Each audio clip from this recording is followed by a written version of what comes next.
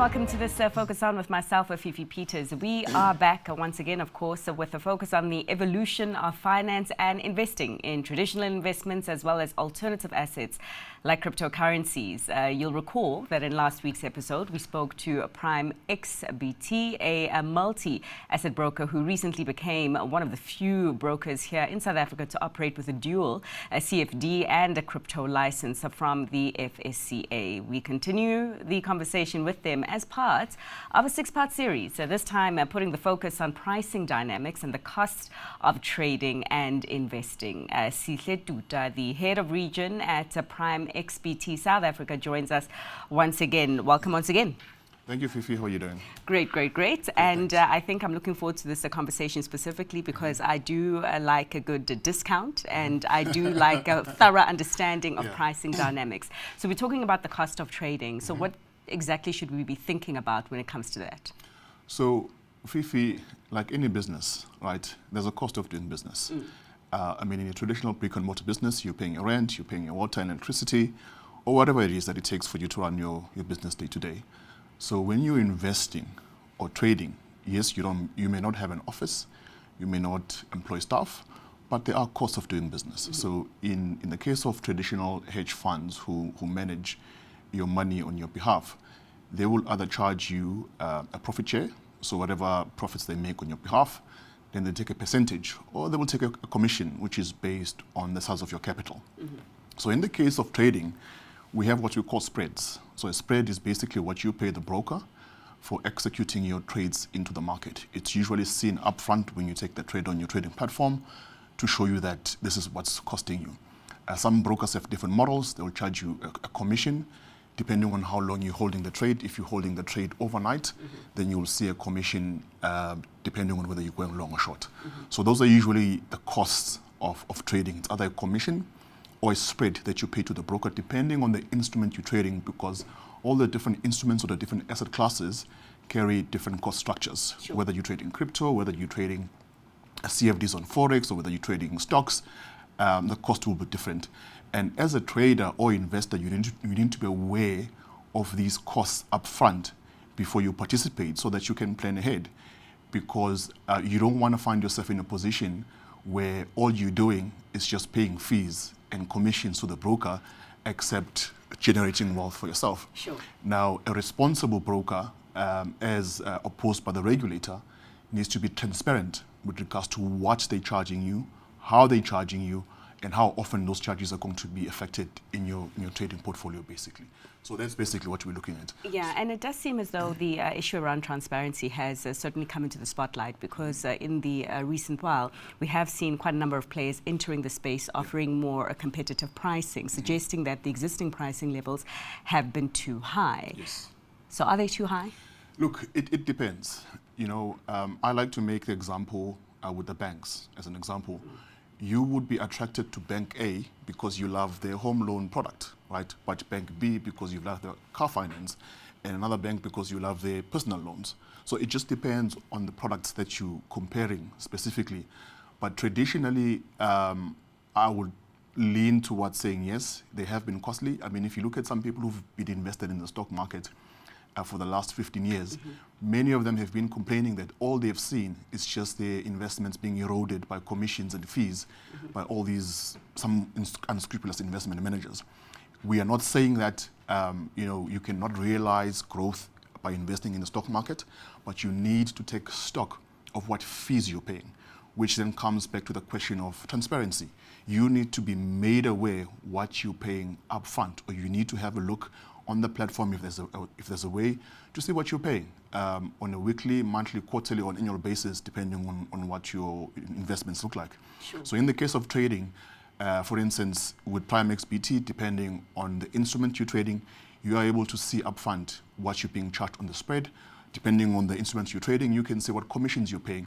And most interestingly, with the current existing campaign, which is called the VIP campaign, which seeks to cut down up to 70% on trading fees on crypto futures, which is a huge saving, especially for small-time and beginner traders. And it's also on the cards to cut down on the spreads by a further 30% on all the other instruments like Forex and stocks and indices. So that is a huge saving because, I mean, as a small-time investor, one of the most important things is to take stock of how much you're paying, your cost of doing business. Very, very important. So for how long? It's a huge saving for how long? You did mention it's a campaign suggesting Yes. it has a timeline. Yes. So we're running this campaign from the 1st of July up until the 31st of August.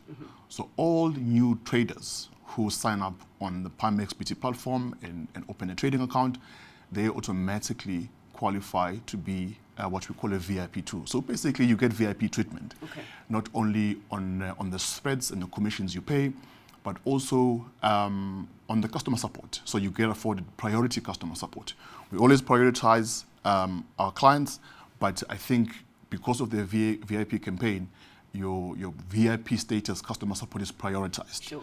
Not only that, your withdrawals are instant. So after investing, after placing a few trades, let's say you've been on the right side and you've made a little bit of money, you realize some ROI, you decide that you want to withdraw from your investment, you want to withdraw from your trading account. Usually it can take anything, up to 24 hours, depending on your method of withdrawal.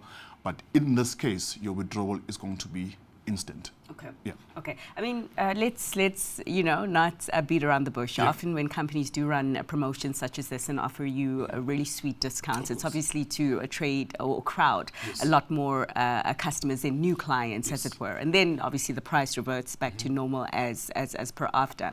But I want to talk about that normal price because it also then suggests that it's more than just, a potentially the scrupulous manager, as it were, who is trying to get more for his buck that goes into that cost. I mean, I'd suggest that there are other factors at play. I don't know, infrastructure cost or perhaps the cost of operating. Maybe you can just talk to us more broadly about those dynamics in your industry.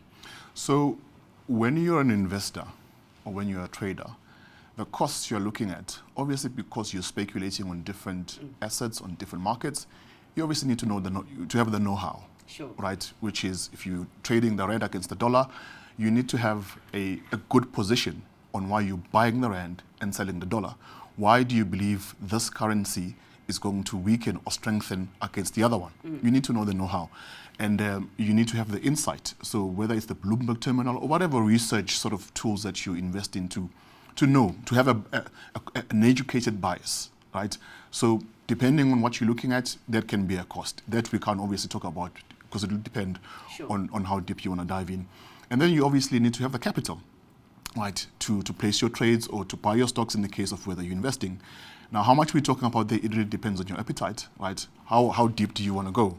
Do you want to be a small-time investor who's just starting out with $100, or do you want to go all in with $1 million, depending on, obviously, the amount of capital you have at your disposal? And also the size of your trades, right? So you can predetermine your risk appetite, by looking at how much you can risk, right?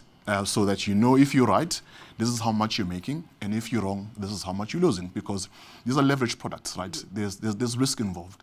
So how much you stand to pay or how much you can expect it to cost you depends, again, on the instruments you're trading, and each instrument carries a different sort of cost structure. Yeah. So as an example, when you take a trade, let's say, on Bitcoin, you buy Bitcoin, you will see on your platform what the cost is depending on the size of your trade. Yeah. So you predetermine how big you want to trade or how small you want to trade, right? The bigger you trade, then the more of your capital you are exposing. Because remember, again, leverage products, I think the disclaimer is leverage products are risky. You can lose some or all of your capital if you're on the wrong side of the trade. The good thing is, this is something that you predetermine. You predetermine the risk beforehand, so you are not faced with any surprises. Yeah. Now, usually, traders who are sort of uneducated, who lack focus, they take the risk or the gambling approach towards trading. Remember, there's a difference between gambling and trading. When you're gambling, you're saying, okay, I have 50 cents, I'm just going to throw it in. One is an educated bias, as you say. Exactly.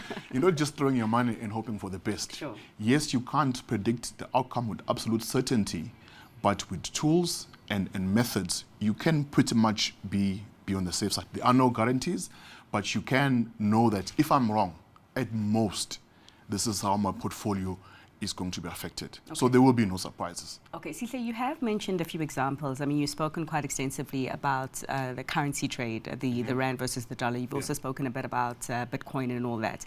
You've touched on the pricing dynamics that affect, those particular instruments by way of, how much the volume you are particularly putting on the table. But I'm just interested for people who are perhaps thinking of getting into trading and are wanting to learn about the space in terms of pricing of the specific instruments. How do they range or compare, particularly when we're looking at maybe traditional instruments like trading your currencies, your commodities, versus more alternative assets like trading in crypto? What are the pricing dynamics that one needs to bear in mind here? So, different companies or different brokers will have different pricing structures, sure, right? But usually, how an instrument is priced depends on how volatile it is. Okay. It depends on the demand. It's basically supply and demand. So the more a specific instrument is in demand, then the more expensive it is going to trade. Okay. So for instance, depending on the time of day, there's a time of day where most hedge funds or most traders or investors are active in the market, which then creates a lot of volatility. There are times when news releases, economic news releases, are being released according to what we call the economic indicator. And if you're going to be trading around those times, then the market is very volatile because there's a lot of participants active at the same time. You will realize that most brokers or most companies will widen their spread. So which means if you pay, for instance, as an example, if you used to paying $10 in spread trading the Euro USD, all of a sudden now you're paying $15 because the spread has widened, right? And in some cases, the longer you keep your trade, if you keep your trade overnight, some brokers will call you what they call swaps, which is basically overnight fees.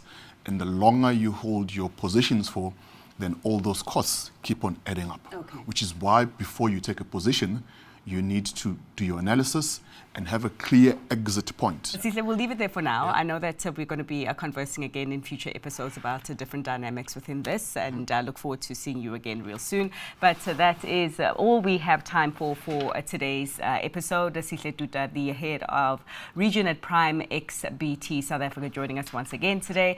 Looking forward, of course, to our next conversation on crypto trading, and to our viewers, do stay tuned for the next few weeks as we bring you more insights and clarity into this new world of alternative investments.